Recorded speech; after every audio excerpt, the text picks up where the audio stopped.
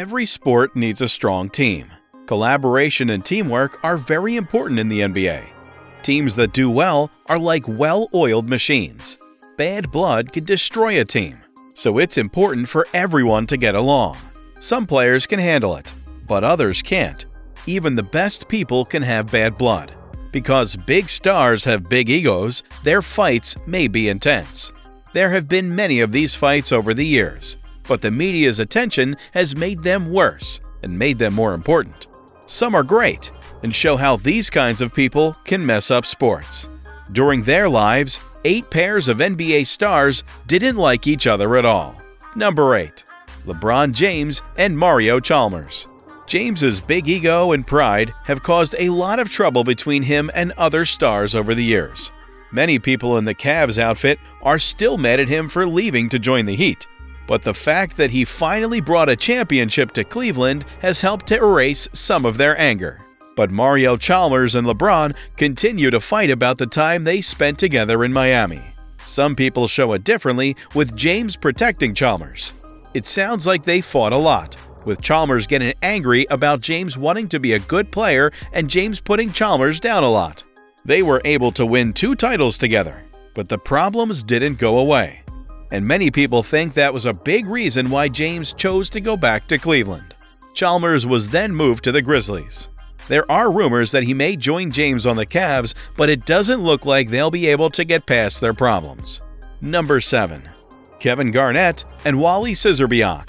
Many of Garnett's players have told him to change his behavior, which has led to a lot of fights. One of the most famous is Wally, who often fought with Garnett when they were both on the Timberwolves. Garnett's drive got him ahead, but it annoyed a lot of people and was often seen as selfish. This came up when Szczerbiak and him had a fight about playing time, and their fight got worse. It finally came out when a drill went wrong and the two started fighting and then started punching each other. Szczerbiak would go to Boston, and sources say that Garnett turned down a move to the Celtics in 2007 because he didn't want to play with Wally again. Szczerbiak left the team so Garnett could take his place, but their fights didn't end. Even after Garnett helped the Celtics win a title in 2008, Szczerbiak would say that he still wasn't a clutch player. Number 6. Charles Barkley and Scottie Pippen.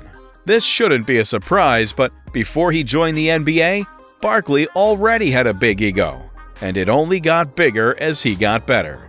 Pippen was a humble person at first, but after winning 6 championships with the Bulls, it makes sense that he would want a lot when he joined a new team. After the Bulls went out of business in 1998, Barkley had to give up some of his own money so that the Rockets could sign Pippen. He didn't like it. From the beginning, it was clear that Pippen wanted to be the team's leader. Because of this, he often fought with Barkley in locker room talks and on the court. The fact that Pippen was arrested for DUI didn't help either, because it hurt the team's image. The team didn't work well together, which hurt them. What could have been a winning team turned into a fight between the husband and wife. Pippen wanted to join Phil Jackson's Lakers, so he asked to be traded at the end of the season. Barkley, on the other hand, wanted him to leave after only 1 year. Pippen moved to Portland, and he and Barkley still make fun of each other on TV and social media to show that they still don't like each other. Number 5. Jimmy Jackson and Jason Kidd. Toni Braxton is known for many things, like her beautiful voice and the fact that it won a Grammy.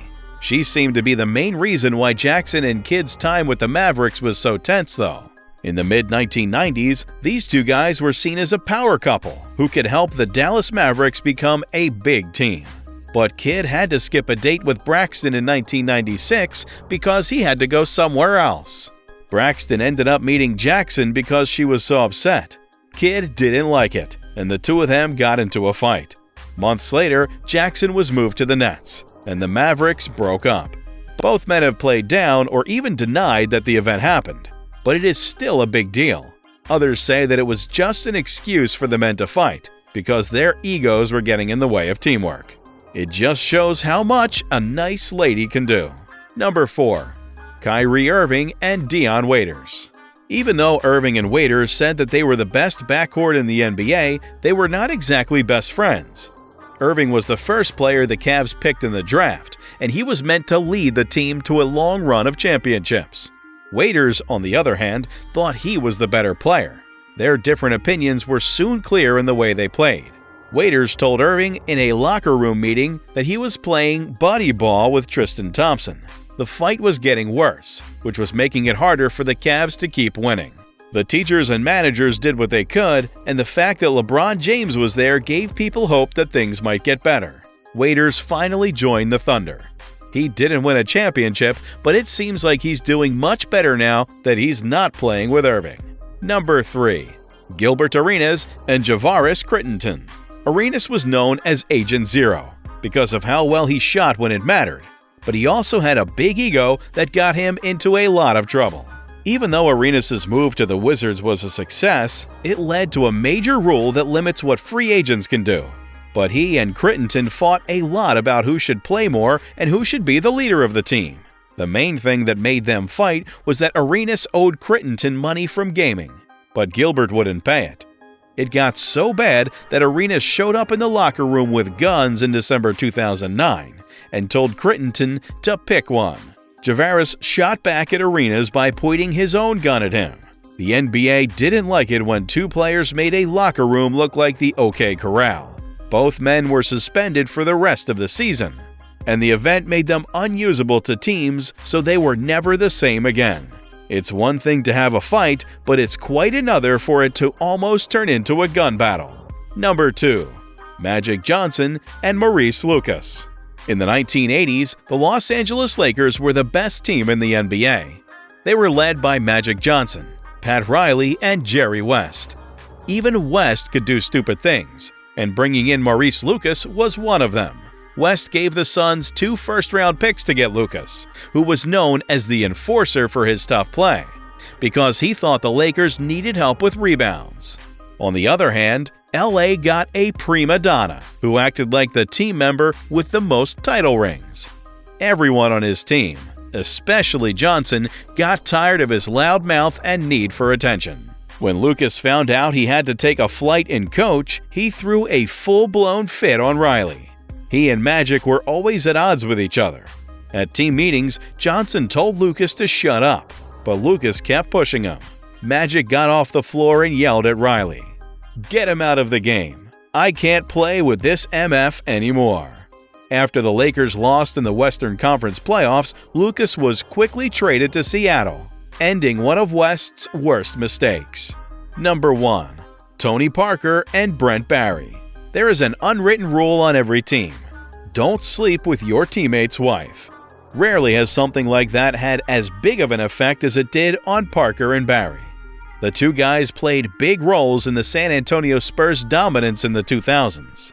They helped them win titles in 2005 and 2007 and got along great. People knew that they were friends off the court, and they worked well together on the court, and it seemed like this would continue. But in 2008, they seemed to be having trouble getting along, and there were suggestions that it was because of something personal. When Barry left, the room got quieter, but it was clear that they didn't like each other. In 2010, it was found out that Parker had been cheating on his wife, Eva Longoria, with Barry's wife. Text conversations showed that the people thought the affair had been going on since they were in high school. Needless to say, the two men hate each other now.